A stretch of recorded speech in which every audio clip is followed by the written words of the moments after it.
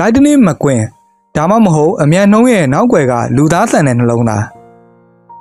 Lightning McQueen ဆိုတာကျွန်တော်တို့အတွက်တော့ကားသစီးတဲ့ပိုပါတယ်သူဟာပစ်စာရဲ့တမိုင်းမှာအပြောင်းလဲဆုံးနဲ့အနက်ရှိုင်းဆုံးကာရိုက်တာဖွံ့ဖြိုးမှုကိုပိုင်ဆိုင်ထားတဲ့သူပါ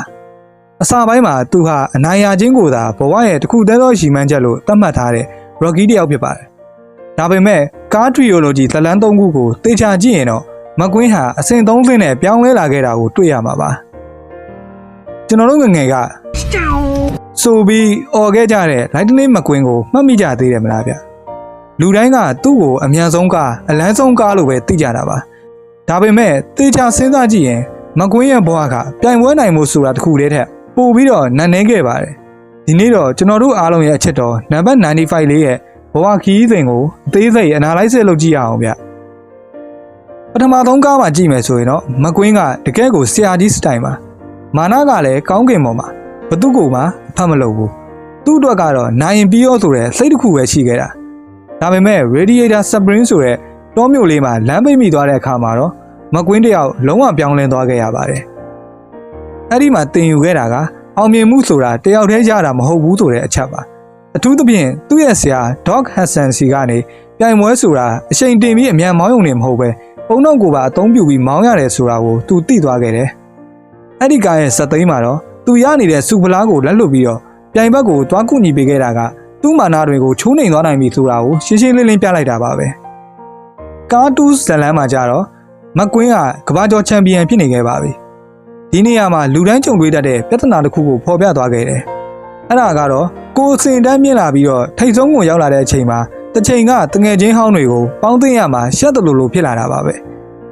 McQueenဟာသူ့ရဲ့ဘော်ဒါဖြစ်တဲ့မေတာရဲ့ပိုးကြောင်ကြောင်ပြုမှုတွေကိုစိတ်ပြတ်ခဲ့ပေမဲ့နောက်ဆုံးမှာတော့ကိုယ့်ကိုအစစ်အမှန်ချစ်ခင်ပြီးတော့ပေါင်းသိမ်းပေးနေတဲ့တငယ်ချင်းဆိုတာဟာဘယ်လောက်ပဲနှိမ်ပါပါစေကဘာပေါ်မှာအဖိုးတန်ဆုံးမဲ့ဆိုတာကိုနားလည်သွားခဲ့ပါတယ်ဒါဟာအောင်မြင်နေတဲ့သူတိုင်းတတိထားရမယ့်အချက်တစ်ချက်ပါပဲနောက်ဆုံးကားဒရီဇလန်ကတော့အားလုံးထဲမှာအထီးရှာဆုံးနဲ့ emotional အဖြစ်ဆုံးပါပဲဘယ်လောက်ပဲတော်တဲ့သူဖြစ်ပါစေအချိန်တန်ရင်တော့အချိန်ရဲ့တိုက်စားမှုကြောင့်လူကိုတယောက်လိုဖြစ်လာရတာပါပဲJason Strong လိုခစ်တစ်ကားတွေအရမ်းမြန်တဲ့ကားတွေပေါ်လာတဲ့အခါမှာတော့McQueenတယောက်ရှုံးနိမှုတွေနဲ့စတင်ပြီးတော့ကြုံတွေ့ခဲ့ရတယ်ဒီလိုရှုံးနိခဲ့တာကြောင့်သူကကိုအတင်းဖိအားပေးပြီးတော့ပြန်နိုင်အောင်ကြိုးစားခဲ့ပါသေးတယ်ဒါပေမဲ့နောက်ဆုံးမှာသူပါကိုရွေးချယ်သွားကြတယ်သိကြလားI started this race and you're going to finish ဟုတ်ပါတယ်မျိုးသက်တစ်ကိုနေရာပေးတာပါသူကိုယ်တိုင်ချန်ပီယံမဖြစ်နိုင်တော့တာကြောင့်နောက်လူတယောက်ကိုချန်ပီယံဖြစ်အောင်လုပ်ပေးနိုင်တဲ့ဆရာကြီးတယောက်ဖြစ်သွားခဲ့တာပါ